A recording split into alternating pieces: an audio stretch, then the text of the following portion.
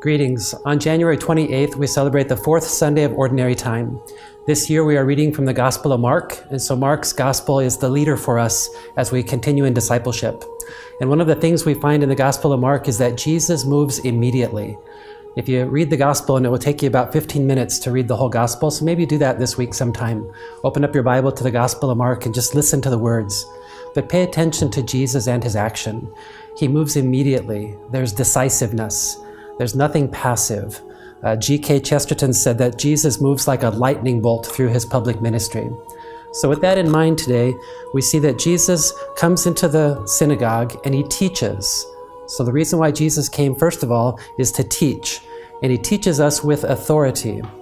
This is important for the Jewish people. Whenever a rabbi would teach, he would reference from whom he learned his theology, from whom he learned, and he would reference that rabbi.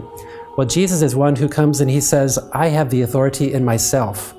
That's why in Matthew's Gospel you often hear Jesus say, you have heard it said, but now I say to you.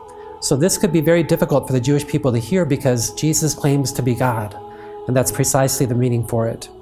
In today's first reading from the book of Deuteronomy, Moses saw God face to face. Moses is a friend of God. Moses received the 10 Commandments. He walked with God and spoke with God. So in a sense, Moses is the greatest. And what does Moses say in today's first reading? A prophet like me will the Lord your God raise up for you. From among your own kin, to him you shall listen. So how can a prophet come who's greater than Moses? If Moses is a friend of God, if Moses talks to God face to face, well, the only way someone could be greater is if that someone were God himself. And that precisely is what Mark wants us to know about Jesus. We have here the Word incarnate, God who has come to us. In their synagogue, there was a man with an unclean spirit, and he cried out, what have you to do with us, Jesus of Nazareth? Have you come to destroy us? I know who you are, the Holy One of God. Jesus rebuked him and said, quiet, come out of him.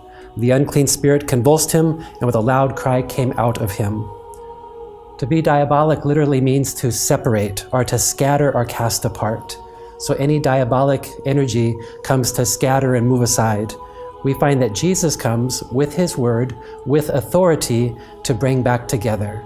So this man, in a sense, was separated from himself. And Jesus came to cast out whatever was diabolic, and now the man found himself again. You see, sin separates us, it divides us. It makes us so that we don't even know who we are. Jesus comes with authority to forgive our sin, to cast out all that is diabolic, and to bring us back to ourselves again. So this week, listen to the word of Jesus. Let him bring you back.